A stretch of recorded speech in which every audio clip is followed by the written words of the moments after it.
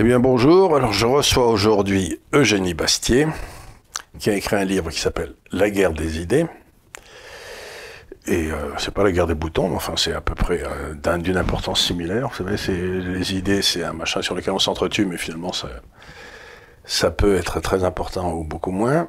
Et là, ce qui m'a intéressé dans ce livre, que j'ai lu avec beaucoup d'intérêt bien sûr, c'est que vous avez beaucoup travaillé. Vous avez passé un temps fou. 3 ans, vous avez rencontré des tas de gens qui ne doivent pas tous être faciles d'accès. Il y en a quelques-uns qui ont dû vous envoyer bouler, non? Ou pas tellement? Oui, plutôt des gens d'extrême gauche qui ont refusé de me parler, par exemple Frédéric Lordon. Sinon, non. Sinon, en général, quand même, ils ont accepté de me parler. Oui. Et c'était stimulant de se confronter avec des gens avec qui j'étais pas forcément d'accord, d'ailleurs. Bien sûr. Ben, vous savez, si on devait être d'accord avec tout le monde, on finit par se retrouver dans une situation d'en même temps, et c'est pas une belle chose, quoi. Tout à fait.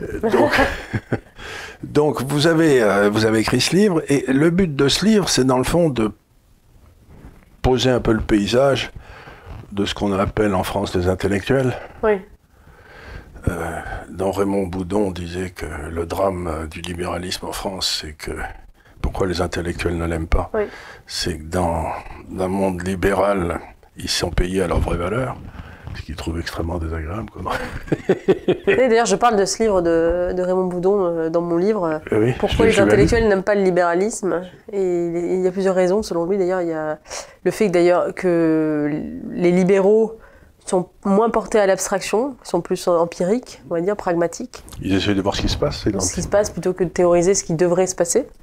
Et il a aussi le fait qu'effectivement, les intellectuels, les universitaires en tout cas, sont dépendants de l'État, puisqu'ils sont payés par l'État, et donc ils n'ont pas intérêt à remettre en question le périmètre de l'État ou la puissance de l'État.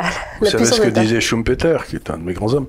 Il disait que la richesse commence avec le capitalisme, ou le libéralisme si vous voulez, qui permet un développement du niveau de vie formidable, qui permet l'éducation pour tous, ce qui fait naître une classe intellectuelle de faux intellectuels qui n'arrivent pas à atteindre ce qu'ils pensaient qu'ils méritent, et qui d'un coup deviennent socialistes, foutent en l'air le capitalisme, et comme ça écroule, quoi. Donc c'est une idée de Schumpeter que dans le fond, la création destructrice, ça se passe très bien. Le capitalisme engendre son propre poison, qui sont des intellectuels. On peut le lire comme ça, oui. Et ça se vérifie absolument partout en ce moment, quoi. Il avait écrit ça, quoi, dans les années 1940, par là. C'était dans Capitalisme, Socialisme et Démocratie. Mais enfin, donc ça, et vous faites une différence entre les intellectuels de gauche et les intellectuels de droite. Alors là, je suis ébloui parce que j'ai de plus en plus de mal à savoir qui est de gauche, qui est de droite. Et qu'est-ce que c'est que la gauche et qu'est-ce que c'est de la droite, alors? Non, je ne fais pas une distinction entre intellectuels de droite et intellectuels de gauche. Justement, j'essaie d'être un peu plus précise. Oui. Je parle des conservateurs, je parle de ce que j'appelle le tiers parti intellectuel. Ce sont ces intellectuels de gauche qui se sont un peu détachés du catéchisme de la gauche. Du style Onfray, du style... Jacques Julliard, Alain Finkielkraut, Pascal Bruckner. Oui, il y en a plusieurs. Et d'autres qui, sur l'islam ou sur l'immigration, ont finalement un peu ouvert les yeux et se sont un peu éloignés du catéchisme multiculturaliste qui avait été celui de la gauche après-guerre, et ils ont un peu rendu leur carte au parti, on va dire, face aux événements. Pas après-guerre, plutôt ça a commencé après mai 68, parce que moi je me souviens de Georges Marchais, le multiculturalisme, c'était pas son truc, hein, c'était... oui, c'est vrai. Ça a commencé avec Cohn-Bendit, le multiculturalisme. Ou avant, chez Sartre, quand même. Sartre, grand penseur de la déconstruction de l'Occident et de l'autre. C'est Sartre, mais il était quand même complètement marxiste. Enfin, c'est un débat intéressant. Donc vous commencez donc ce livre, vous allez voir les gens, mais avant d'avoir fait ça, ce livre, d'abord c'est pas votre premier livre, vous en avez écrit 2 autres avant, je crois, oui. Dont un aux éditions du Cerf, qui est un peu les Dominicains, ça, non, je sais plus qui c'est les éditions du Cerf, c'est pas religieux, ça? Si, c'est tenu par Jean-François Colosimo, et oui. J'ai fait 2 livres, Adieu Mademoiselle, La défaite des femmes, qui était une critique globale du féminisme, et Le port émissaire, Terreur ou contre-révolution, qui était plus sur la révolution MeToo, une critique des excès de MeToo. De MeToo, c'était... qui est une idée curieuse. Bien, donc avant ça, vous avez fait des études, et comment vous êtes arrivé dans le journalisme, dans le débat d'idées, tout, parce que c'est intéressant, parce que moi je m'intéresse toujours la façon dont les gens sont arrivés dans leur métier. Parce que... Oui, moi j'ai été à Sciences Po Paris, j'ai également fait des études de philo. Vous avez caché vos opinions, j'espère. Oui, justement, j'ai un peu découvert ce qu'était que le sectarisme intellectuel à Sciences Po. Et c'est d'ailleurs une des raisons qui m'a poussée à, pas écrire ce livre, mais je pense qui m'a donné le goût de la confrontation d'idées et du pluralisme, parce qu'à Sciences Po, j'ai vraiment découvert déjà ce que c'était que d'être minoritaire dans ses idées, et donc de devoir les défendre âprement, et le sectarisme idéologique absolu qui régnait à Sciences Po. Je me souviens d'un épisode où j'étais en 4e année de Sciences Po, et j'étais allée voir une conférence de Monseigneur Barbarin, qui donne une conférence à Sciences Po sur le pape François. Et c'était en pleine manif pour tous, et il y avait eu des associations LGBT qui nous avaient bloqués et qui nous avaient insultés parce qu'on allait à la conférence de Barbarin. C'est un moment qui m'a profondément choquée et qui m'a donné un peu, si ce n'est le goût du pluralisme, en tout cas le dégoût du sectarisme. Et ça, c'est une leçon de vie que j'ai appris à Sciences Po. Et ensuite, je voulais préparer l'ENA, donc j'ai fait le master affaires publiques. Et effectivement, j'ai trouvé ça un peu barbant, on va le dire. Le droit public, c'est quand même un peu aride, on va dire. Un peu aride. C'est très logique, mais c'est un peu aride. Et j'ai toujours voulu, j'ai toujours été tiraillée entre la vocation, j'allais dire, intellectuelle, philosophique, c'est pour ça que j'ai fait de la philo à la Sorbonne, et le désir d'action, et d'agir dans la cité. Et finalement, le journalisme s'est trouvé un peu à l'intersection des deux, puisque c'est une profession où on est à la fois dans la recherche de la vérité, dans une certaine liberté. On peut dire ce qu'on veut, on n'est pas comme dans un parti politique, et en même temps on peut agir, ce qui n'est pas forcément le cas d'un philosophe ou d'un universitaire. Et donc je trouve que c'est un équilibre entre pouvoir et liberté qui est intéressant, et c'est pour ça que je me suis un peu tournée vers le journalisme, et j'ai commencé au magazine Causeur d'Elisabeth Lévy, dont nous sommes très proches ici. Voilà, je crois, oui. Et ensuite je suis rentrée au Figaro il y a 7 ans maintenant, où j'ai contribué à la création du Figaro Vox. Ah oui. Et maintenant, je suis aux pages débat du Figaro. Oui. Donc c'est un parcours parfaitement réfléchi, voulu. Vous avez eu quelques opportunités, des gens comme Elisabeth qui vous ont aidé au bon moment. Exactement. Non, j'ai eu de la chance aussi, parce que j'ai rencontré Elisabeth Lévy qui m'a mis le pied à l'étrier, qui m'a fait confiance et qui m'a donné ce goût de la castagne intellectuelle. Oui, Elisabeth Lévy, ça a été une belle combattante. Hein. Tout à fait. Elle m'a donné le goût d'ailleurs de penser contre moi-même et d'être dans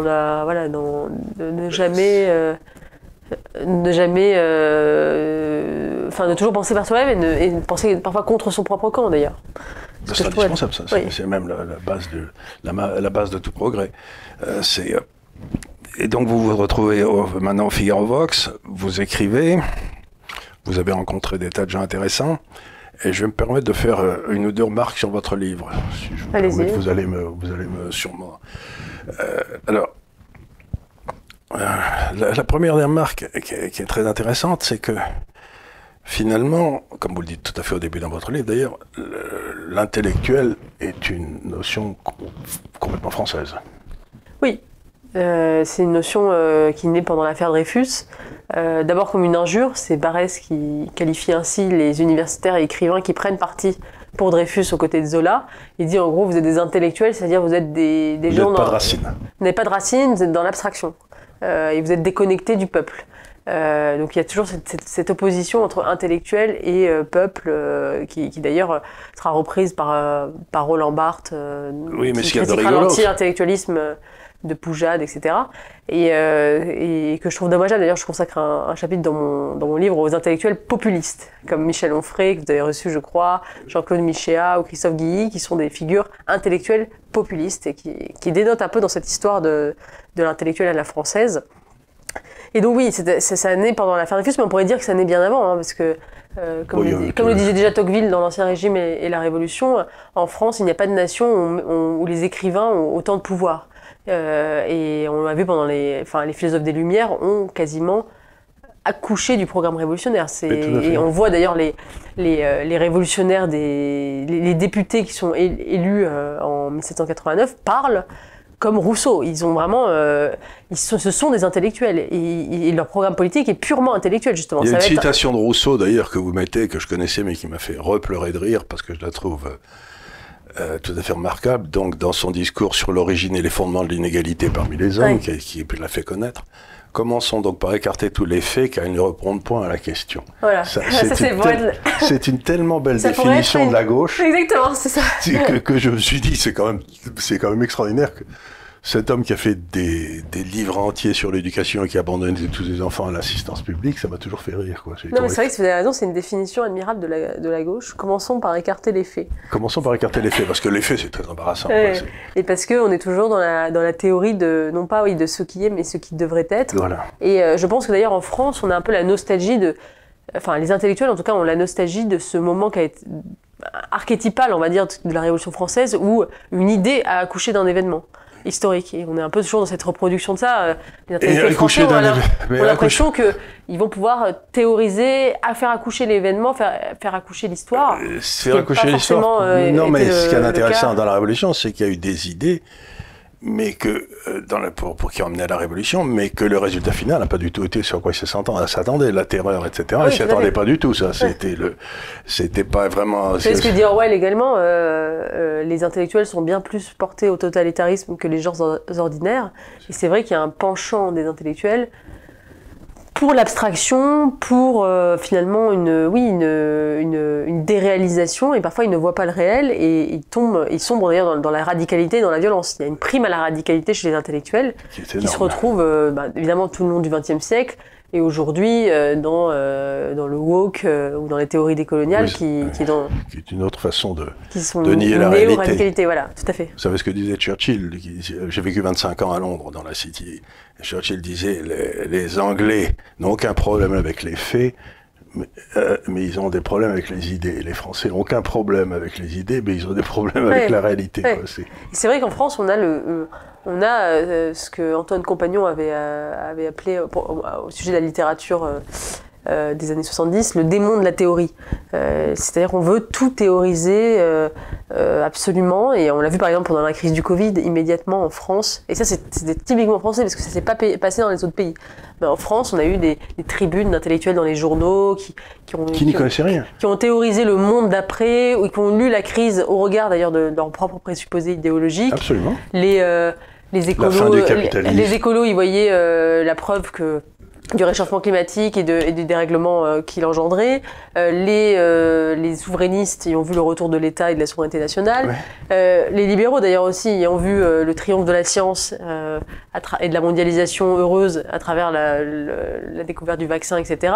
Chacun a voulu voir midi à sa porte, et c'est vrai que je trouve que c'était très français la manière de lire cette crise, non pas comme un événement finalement spontané ou irréductible, mais comme quelque chose qui rentrait dans un moule idéologique. Qui était là avant. C'est-à-dire qu'on le forçait un petit peu, c'était un peu l'élite Procuste, on lui allongeait les jambes ou on lui coupait les jambes pour le faire rentrer dedans, mais c'était pas grave. Mais j'ai un vieil ami chinois qui dit que les virus physiques, ça vient toujours de Chine. Hein. Les virus idéologiques, ça vient toujours du boulevard Saint-Germain. Et donc il y a deux pays qui sont spécialisés à foutre la merde partout. C'est d'un côté la Chine, et de l'autre avec la peste noire, la grippe espagnole, et puis d'autres, c'est la France avec les idées à la noix, qui sont faites en général. Enfin, c'est pas nous qui avons inventé le communisme, quand même. Je crois que si je ne me trompe, il me semble bien que Marx avait écrit le manifeste quand il était à Paris, non? Oui, peut-être qu'on lui a donné... Il allait peut-être prendre son café. Mais Babeuf, c'était quand même français, non? Oui, peut-être qu'il y avait des germes. Il y avait des germes. Mais c'est vrai qu'on a cette passion du débat en France pour le meilleur et pour le pire. Parce que là, on débat pas. Parce que moi, j'ai vécu en Angleterre. Ils débattent, c'est-à-dire qu'ils écoutent les idées de l'autre. Quand vous êtes en France, on cherche pas du tout à débattre. On cherche à écrabouiller l'autre. Ouais, se communier, oui. On cherche à montrer qu'on est... Et donc, le cas de on se mettra à crier, etc. Mais donc, je ne crois pas qu'en France, on débatte. S'il n'y a pas de débat, il y a l'affirmation forcenée de deux vérités différentes. Mais ce n'est pas un débat, ça. On n'apprend pas de l'autre. Dans un débat, on apprend de l'autre. Tandis que là, en France, je ne vois pas ce qu'on apprend quand vous mettez Vous citez d'ailleurs un débat qui avait été complètement raté entre Finkielkraut et Patrick Baucheron. Oui, mais les deux s'étaient pas parlé. Oui. Ils n'avaient pas écouté l'autre. Oui. Le débat, ça commence par l'écoute de l'autre. Oui. Oui, certes, mais par exemple, je trouve ce que vous dites est vrai, mais je trouve que par exemple dans la révolution woke actuellement qui ravage les pays anglo-saxons et dans laquelle les intellectuels libéraux sont très très démunis en réalité aux États-Unis ou au Royaume-Uni ou dans les pays anglo-saxons, qui sont complètement écrasés. En France, il y a davantage de résistance, notamment de la part de l'intelligentsia. Côté, oui. Parce que il y a, alors peut-être que c'est parce que justement quand on a sécrété le virus plus tôt avec la déconstruction des années 60-70, qu'on appelait la French Theory, on a développé des anticorps qui nous font résister aux variants woke. Mais soit c'est parce qu'on est un pays qui a justement davantage peut-être de rationalité, et ces théories qui reposent beaucoup sur l'émotion victimaire et qui sont quasiment, peut-être en reparler, mais de mon avis, d'essence religieuse, trouvent moins d'adeptes en France où il y a une forme presque de rationalité, voire même d'anticléricalisme. Et comme c'est une nouvelle religion, on résiste un peu plus. Enfin, il me semble qu'en tout cas, il y a là une spécificité française. Oui, mais vous dites quelque chose dans votre livre qui t'intéresse un moment. Vous dites que, dans le fond, il y a le logos et le pathos, qui est un vieux truc grec. Nous, on était plus spécialisés dans le logos. Le pathos, c'est pas tellement notre truc. Ça nous intéresse pas des masses. C'est ça qui est intéressant. Enfin, il faut peut-être expliquer un peu aux gens qui vont nous écouter ce que c'est que le logos et le pathos. Ce que je dis, c'est qu'effectivement, il y avait un vieux sectarisme marxiste en France qui a toujours existé, celui de Sartre par exemple. Quand Sartre dit tout anticommuniste est un chien, on peut pas dire qu'il soit très respectueux de l'adversaire et qu'il le tienne en haute estime, mais il ne dit pas tout anticommuniste me blesse dans mon être profond, me fait mal, me fait souffrir. Et je trouve qu'aujourd'hui la nouvelle censure qui s'exerce notamment avec la cancel culture ou le mouvement woke, c'est un droit à ne pas être offensé qui repose non pas sur un sectarisme fondé sur la raison, mais sur la compassion. Et pas au nom du logos, mais du pathos, du sentiment. C'est-à-dire que ce que vous dites... Vous me faites de la peine, c'est insupportable. Vous me faites de la peine, vous me blessez. Et les opinions sont considérées comme blessantes, haineuses, et en fait, c'est au nom de la victimisation qu'on veut faire taire l'adversaire. Pas au nom, justement, de la révolution, ou l'idée on ne fait pas de révolution sans casser les œufs, c'est l'idée vraiment de la blessure. Personne n'a jamais vu l'omelette. Comment ? Mais personne n'a jamais vu l'omelette, vous connaissez la vieille blague. Ouais. Et je trouve que c'est d'autant plus pervers parce que, à la limite, il est plus facile de contrer un sectarisme fondé sur la raison que sur le sentiment, parce que qu'est-ce que vous voulez dire à quelqu'un qui vous dit « ce que tu dis me blesse », je me sens mal de tes paroles. Enfin, c'est extrêmement difficile puisqu'on est dans un contexte de victimisation généralisée. Et par exemple, ça m'avait frappé quand Sylviane Agacinski avait été censurée à l'université de Bordeaux, les associations LGBT qui la censuraient ont dit ses propos mettent nos vies en danger. Alors que Sylviane Agacinski, elle n'a pas des propos qui incitent à la haine ou à la discrimination, bien au contraire, c'est un argumentaire très raisonné sur effectivement les conséquences problématiques de la procréation médicalement assistée et de la reproduction artificielle. C'est absolument raisonné, argumenté, mais et elle vient de la gauche. Voilà, elle vient de la gauche. Mais c'est considéré comme une opinion haineuse. Et c'est ça qui est très problématique aujourd'hui, c'est au nom finalement d'une extension infinie du concept de violence symbolique de Bourdieu. Vous savez, Bourdieu dit que finalement il y a une violence symbolique, c'est-à-dire qui passe non pas par des contraintes physiques, mais par tout un système de représentation qui asservit les dominés. Et au nom de ce concept de violence... Mais qu'on ne peut pas prouver. Mais qu'on ne peut pas prouver, bien entendu. Donc, et que si on le nie, c'est qu'on est soi-même un oppresseur. C'est une théorie, comme le disait Karl Popper, infalsifiable. Ouais. Précisément, si vous essayez de la contredire, vous faites vous-même la démonstration que la théorie est vraie. Ouais, parce que vous êtes donc on ne peut jamais la contredire, donc ce n'est pas une théorie scientifique selon Karl Popper. Bref, et donc cette vision de la violence symbolique étendue finalement à tout fait que effectivement le domaine de l'incitation à la haine est étendu à toutes les opinions. Alors que, dès que vous avez une opinion qui diffère de celui qui est en face de vous, vous êtes dans la haine. Vous êtes dans la haine. Ouais. Mais non, c'est juste, je suis pas d'accord avec toi. Il n'y a pas de honte à pas être d'accord. Et je crois que c'est extrêmement dangereux parce que, comme l'ont noté deux universitaires américains qui ont écrit un livre qui s'appelle comment ça s'appelle, sur ce nouveau droit à ne pas être offensé qui naît aux États-Unis, ça crée une génération de fragiles en réalité. C'est-à-dire de gens qui en fait ne sont plus habitués à entendre une opinion divergente et qui sont finalement hyper sensibles et qui finalement n'arriveront à rien dans la vie parce que la vie c'est être confronté à l'adversité, à la diversité, à l'adversité, à des gens qui sont pas d'accord avec vous, c'est être bousculé dans ses opinions, c'est être se remettre en question. Et effectivement, c'est pas toujours agréable d'entendre une vérité qui ne rentre pas dans son schéma idéologique. C'est parfois même très déplaisant, mais c'est comme ça qu'on avance. Et moi, je ne crois pas au débat pour le débat ou à la liberté d'expression pour la liberté d'expression. Je crois simplement que la liberté d'expression, c'est ce qui permet d'arriver à la vérité. C'est en disant franchement les choses que vous avez parfaitement raison, mais on atteint une espèce de la vérité est inatteignable, mais on peut s'en rapprocher par des discussions entre gens de bonne compagnie qui sont prêts à écouter l'autre. Mais ce que ça veut dire aussi ces gens-là, ceux que vous appelez les woke, c'est que ça nous amène tout droit à la censure. Oui, tout à fait. C'est-à-dire qu'il va y avoir des appels pour la première fois presque, enfin depuis très longtemps, au moins un siècle ou deux, mettons.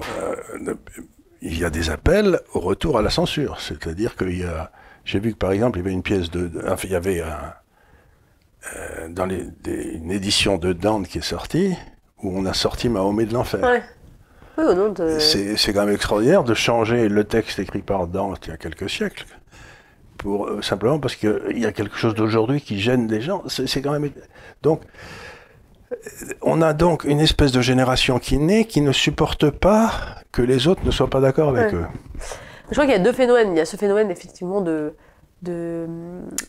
montée du pathos généralisé de la société victimaire qui fait que on n'arrive plus à penser de façon rationnelle, mais on est juste dirigé par les affects. Et en fait, le débat d'idées, pour être constructif, il repose sur quoi? Il repose sur la rationalité, la longueur, la lenteur, l'abstraction. Le libre arbitre, la généralisation. Or, les réseaux sociaux, c'est quoi? C'est l'inverse. C'est le témoignage plutôt que l'analyse, c'est l'image plutôt que l'écrit, c'est l'extrait plutôt que la longueur, et c'est l'immédiateté plutôt que la lenteur. Et du coup, les règles du débat sont complètement bouleversées, et il est très compliqué de mener une conversation sereine et avec un minimum de rationalité. Il y a ce phénomène-là, et je pense qu'il y a un autre sectarisme qui est le fait que la gauche, étant idéologiquement en chute libre, à la peine, finalement, crée des barrières, recréer une censure pour continuer à exister, parce que c'est le seul moyen qu'elle a pour lutter contre la droite, en fait, plutôt que de... Parce que la droite continuerait à faire appel à la recherche de la réalité. En fait, disons que si je prenais, puisque vous êtes un libéral et que vous aimez beaucoup le marché, si je prenais une métaphore sur le marché, la gauche sait qu'elle va perdre s'il y a un libre marché des idées. Du coup, elle met des barrières tarifaires.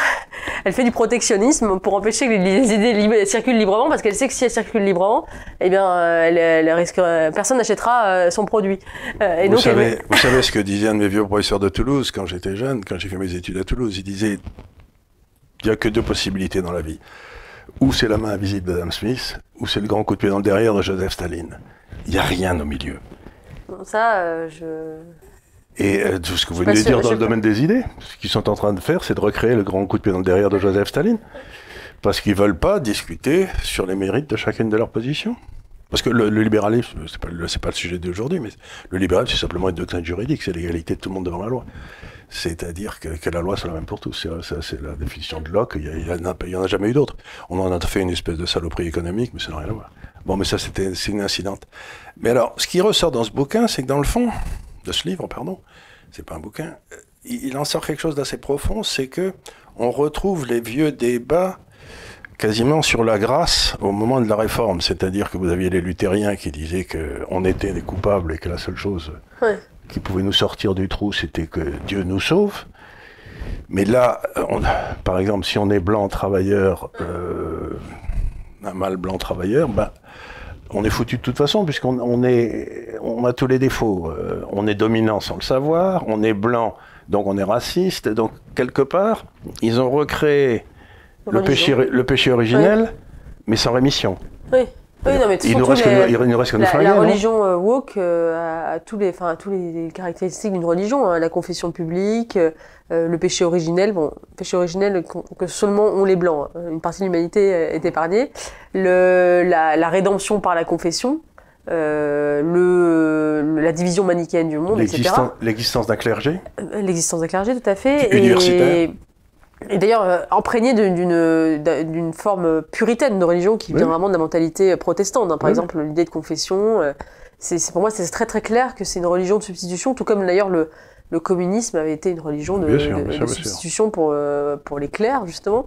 Et c'est d'ailleurs intéressant parce que finalement, le vainqueur de la guerre froide a suscité une nouvelle idéologie après avoir vaincu le communisme, justement, a sécrété une nouvelle... Parce qu'il y a beaucoup de gens qui disent que c'est très difficile de vivre sans religion. Tout à fait, je pense que le wokisme, en tout cas ce progressisme qui consiste à finalement à lire le monde sous une grille unique, dominant-dominé, comme un jeu à somme nulle, où finalement il y a d'un côté les dominants, d'un côté les dominés, une vision de la société extrêmement conflictuelle. Et bloqué, parce que les dominants restent dominants, les dominés restent dominés. Oui, et puis ne pas voir que la société est beaucoup plus complexe, qu'il y a un système d'interaction, que par exemple, on peut pas résumer les rapports entre hommes et femmes au seul jeu de la domination, mais il y a d'autres rapports, un rapport de séduction, un rapport de complémentarité, un rapport... Enfin, en fait, Quand vous parlez de domination, vous parlez des femmes sur les hommes, bien entendu. Ah bah, je serais un peu seule à prôner ça.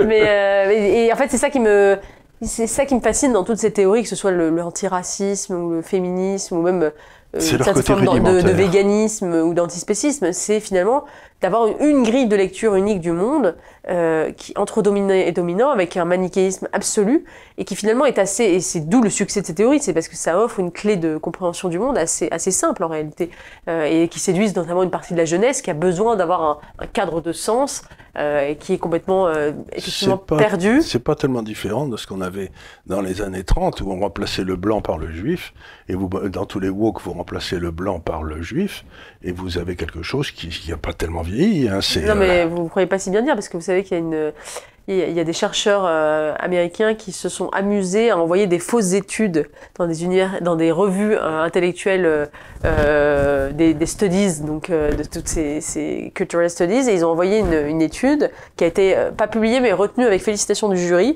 où ils ont remplacé, ils ont publié des extraits de Mein Kampf, ils ont remplacé le mot juif par le mot blanc, et ça a eu les félicitations du jury, vous voyez. Oui, c'est exactement ce que je dis. Donc l'exagération n'est pas très loin de la vérité. Mais on retrouve le vieux bouc émissaire de René Girard. Enfin, donc ça, c'est sur le côté de la gauche. Et alors le côté de la droite, que vous décrivez aussi avec beaucoup de... Vous avez les gars qui ont commencé à gauche, comme Régis Debray, qui termine, on ne sait pas très bien où, mais pas plus tellement à gauche, en tout cas plus... vous en avez tout un tas qui ont fait le chemin d'aller des idées vers la réalité, quoi. C'est un chemin qui est difficile, encombré de cailloux. Et là, à ma grande surprise, on retrouve le retour vers le local, le retour vers la nation, le retour vers la tribu.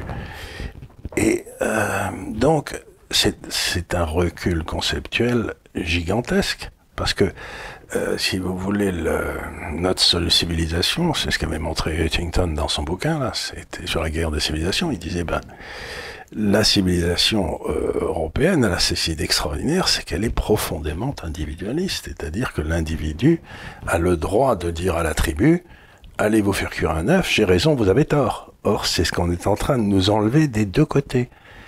Et c'est pour moi l'essence du libéralisme, c'est de dire, j'ai raison, je vais me battre tout seul, et de la tribu, ce que pense la tribu, j'en ai rien à cirer. Et là, on nous refait deux tribus opposées, et moi, ça me terrifie. Parce que c'est un recul...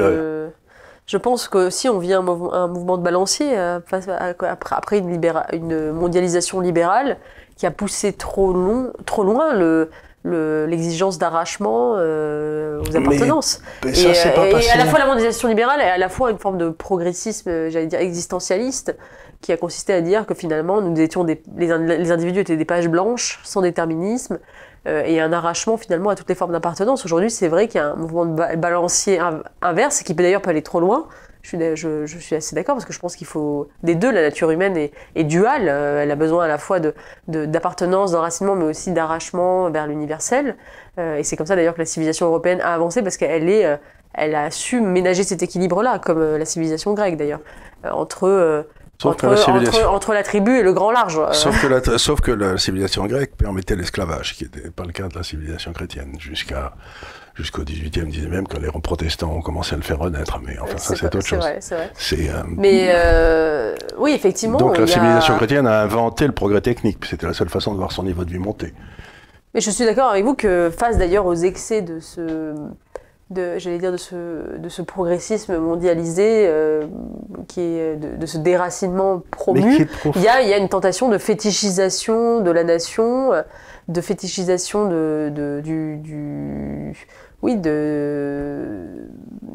qui moi me déplaît aussi parce que je pense que je suis subsidiariste. Je pense que tous les échelons de pouvoir sont importants et que on ne doit pas en fétichiser un en particulier. Par exemple, je n'ai pas d'hostilité à l'Union européenne. Vous prenez un malaise qui est le malaise français de notre économie, de notre société, et vous en faites une conclusion généralisée sur la mondialisation. Je vous assure qu'en Suède, où j'ai un frère qui vit depuis 50 ans, ils n'ont pas ce problème. L'économie française s'est effondrée, non pas à cause de l'ouverture des marchés, mais simplement parce qu'on a été géré comme des cochons en France depuis 50 ans. Non, mais Charles Gave, il y a quand même, ce que montre très bien l'économiste Milan Brankovic, il y a la mondialisation libérale a appauvri les classes moyennes occidentales. Ce n'est pas exact. Alors qu'elle a effectivement sorti de la pauvreté. Elle a appauvri les classes moyennes en France, mais les classes moyennes... Non, attendez, demandez ça aux classes populaires blanches aux États-Unis, qui ont vu leur espérance de vie régresser avant mais ça n'a pas baissé au Canada. Ça n'a pas baissé au Canada. Ce qui s'est passé, c'est qu'aux États-Unis et en France, il y a eu des politiques délibérées de foutre en l'air la classe moyenne. Et ça n'avait rien à voir avec le libéralisme. Aux Britanniques qui ont voté pour le Brexit parce qu'ils se sentaient déclassés dans la mondialisation. Je ne crois pas qu'ils... Non, j'ai vécu 25 ans à Londres, je ne crois pas du tout qu'ils aient voté pour ça, parce que j'avais annoncé qu'ils sortiraient de l'Angleterre. Ils ont annoncé parce que leur loi... Ils ont sorti parce que leur loi était faite à Bruxelles. Et ils ont dit, il est hors de question que la loi soit faite à Bruxelles. Oui, aussi le Parlement... je connais. Enfin, je connais bien les Britanniques, mais c'est l'argument d'autorité, je n'ai pas à l'utiliser. Mais donc, encore une fois, en France, on est un pays qui est le plus mal géré. Il y a eu un écroulement des classes moyennes. Il y a eu une volonté de faire... Par exemple, j'avais un de mes beaux-frères qui était titulaire de la chaire de droit public à Bordeaux, puisqu'on a parlé de droit public tout à l'heure, qui était un élève de Raymond Aron, un ami de Jacques Ellul, un type tout à fait féminin. J'ai vu cet homme passer en l'espace de 40 ans de seigneur local, très au-dessus des énarques, il n'y avait même pas photo, quoi, c'était, à instituteur. C'est-à-dire, vous n'imaginez pas le travail de déclassement qui a été fait dans l'éducation nationale et dans tous les corps publics, à l'exception d'une toute petite élite tout en haut, pour faire déclasser... Oui, mais par exemple, le phénomène de désindustrialisation a touché l'ensemble de l'Europe et de l'Occident. Mais vous savez pourquoi on est désindustrialisé? C'est parce que la marge brute d'autofinancement, c'est-à-dire la rentabilité d'entreprise française est le tiers de ce qu'elle est en Allemagne et partout ailleurs. Donc, quand vous avez les impôts... Ils ont aussi été désindustrialisés, les États-Unis. Oui, ils ont été industrialisés, mais pas tellement que ça. C'est eux qui ont sorti toutes les nouvelles technologies. Donc, ils ont fabriqué du monde. Non, mais...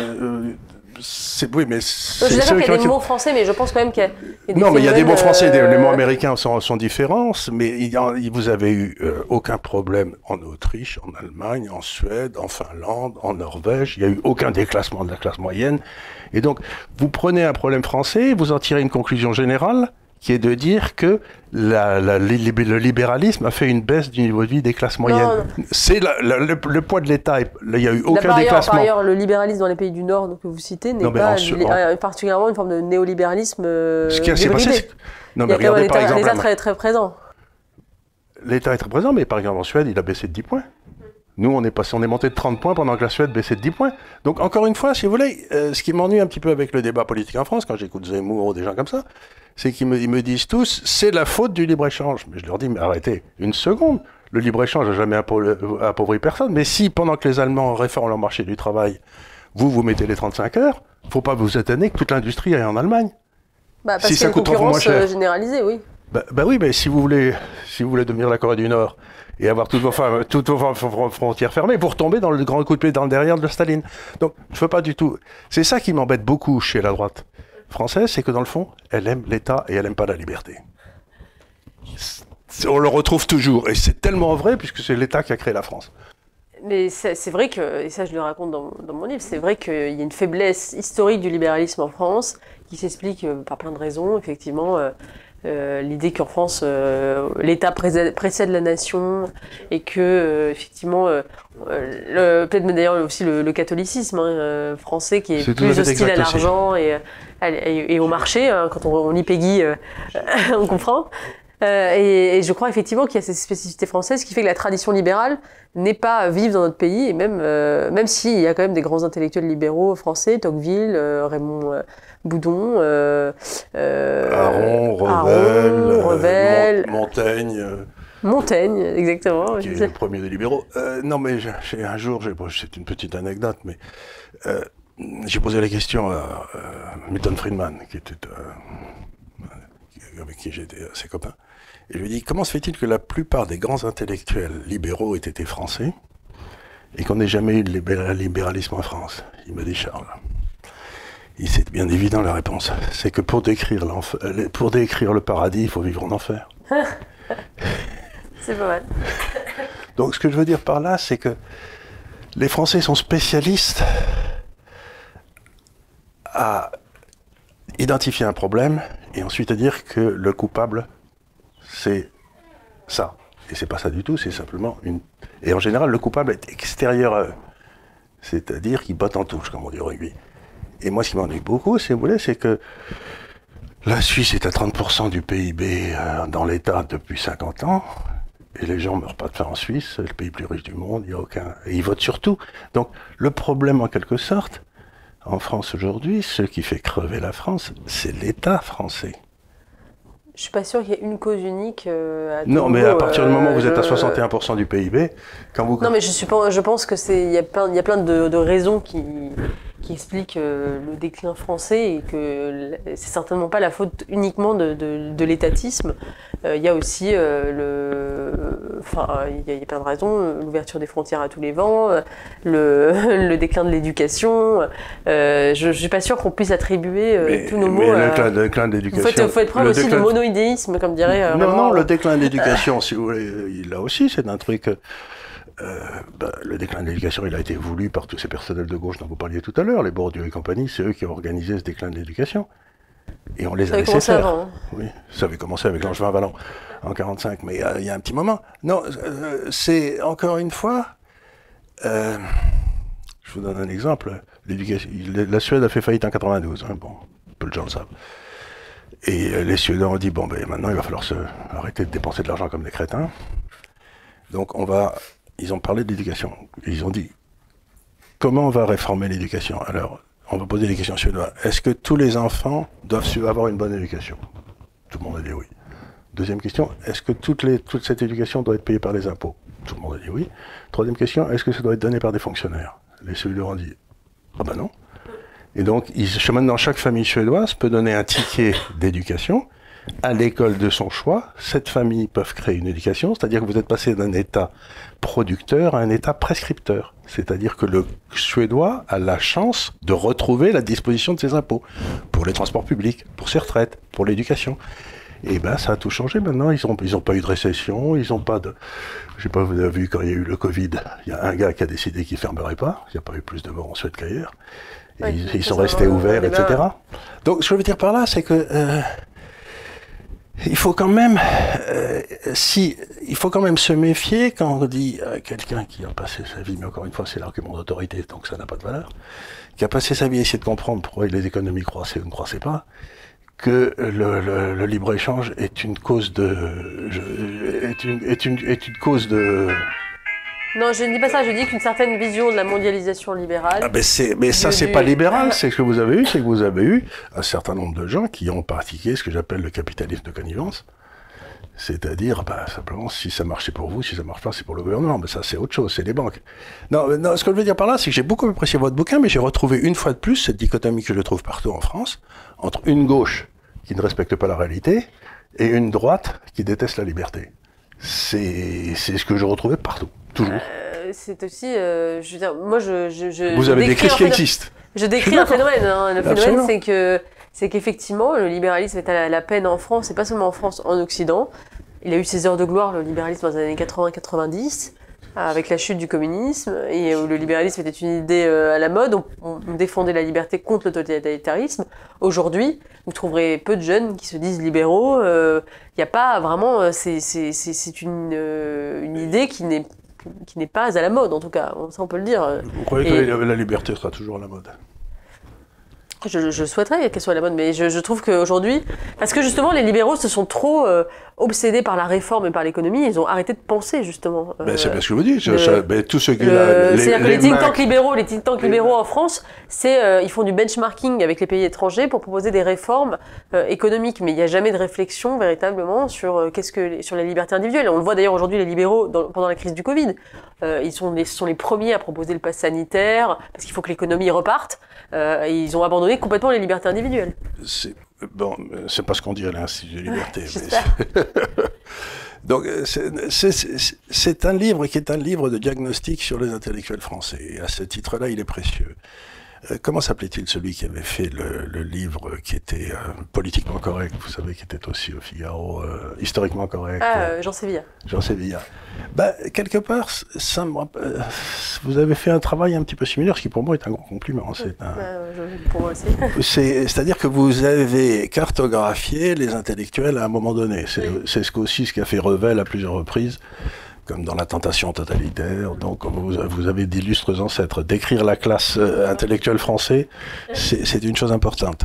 Et vous l'avez décrit, à mon avis, remarquablement bien dans ses deux faiblesses. Parce que la gauche est faible, et la droite est aussi encore plus faible, parce qu'elle ne fait pas confiance à l'homme.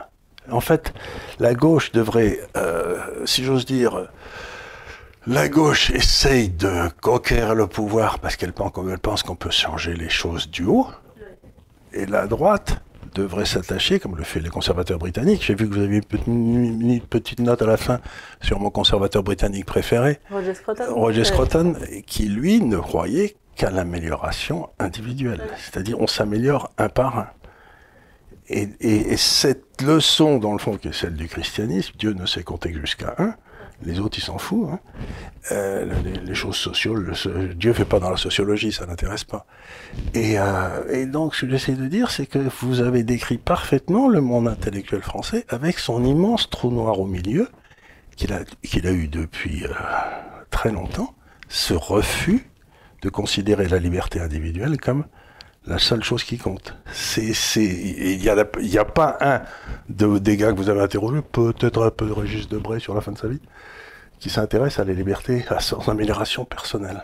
C'est très curieux. Oui, mais parce que je pense que les intellectuels seraient au chômage si on ne leur laissait pas la possibilité de changer la société. Ils sont poussés évidemment par... Mais Roger Scruton n'a jamais été au chômage, c'était ça la beauté de l'Angleterre. J'ai vécu 25 ans. Non, mais ce qui est vrai, c'est que la tradition conservatrice, par exemple, en France, elle aussi est très, très faible parce que le mot conservateur est infamant, alors qu'il est assumé dans les pays anglo-saxons, au Royaume-Uni en premier lieu. Et en France, ce mot est considéré comme une insulte parce que on est le pays de la Révolution par excellence et que les conservateurs, ce sont les perdants de l'histoire depuis Chateaubriand jusqu'à François Fillon. Et pourtant, quand vous regardez historiquement, un homme comme Tocqueville a montré parfaitement, qui était un vrai libéral, a montré parfaitement qu'il y avait la Révolution n'avait amené à aucun changement. Oui, qu'il y avait une continuité. Qu'il y avait une continuité parfaite de l'appareil d'État. Et qu'une fois de plus... C'est compliqué parce que chez Tocqueville, il y a à la fois cette idée d'une continuité entre l'ancien régime et la Révolution, et l'idée aussi d'une marche inexorable de l'histoire. Une marche inexorable de la démocratie vers la médiocrité, ça c'est pas l'histoire. Oui, mais même pour lui, on ne peut même pas être conservateur, parce que la démocratie est quand même un phénomène qu'on ne peut pas freiner, qui avance, et que quoi qu'on fasse, de toute façon, il a une espèce d'hyper-lucidité, qui est un peu une lucidité du désespoir, parce que lui, il le regrette, mais il voit la démocratie avancer et s'étendre C'est pas le conservateur qui... Donc il y a quand même presque une vision de l'histoire. Oui, tout à fait, mais lui, ce qu'il voit disparaître, c'est l'aristocrate, c'est pas le conservateur. Oui. C'est-à-dire le gars, justement... Alors qu'en Angleterre, ils n'ont pas disparu. C'est ça qui est étonnant, c'est que l'aristocratie, parce que sans doute c'est une aristocratie ouverte à la place d'être une noblesse fermée, comme elle l'était sous Louis XIV, donc elle reste ouverte, et donc... Bien, mais écoutez, c'était une conversation intéressante. Je ne saurais trop recommander que vous le lisiez, et puis que vous l'ayez dans votre bibliothèque, parce que ce sont des livres sur lesquels quelqu'un a beaucoup travaillé. Ce quelqu'un, c'est vous. Hein. Et vous avez beaucoup travaillé, et vous avez des notes aussi qui sont intéressantes, avec comme on faisait autrefois dans les ouvrages universitaires, vous les avez pas mis en bas de page, mais vous en avez quelques-unes quand même. Mais vous avez la bibliographie, vous avez tout ça. Donc c'est un... Si vous voulez connaître le monde étrange des intellectuels français, je crois que vous avez l'œuvre qu'il vous faut. Merci. Avec tout ce côté fascinant et son côté exaspérant. Tout à fait, c'est bien résumé. Merci beaucoup. Merci.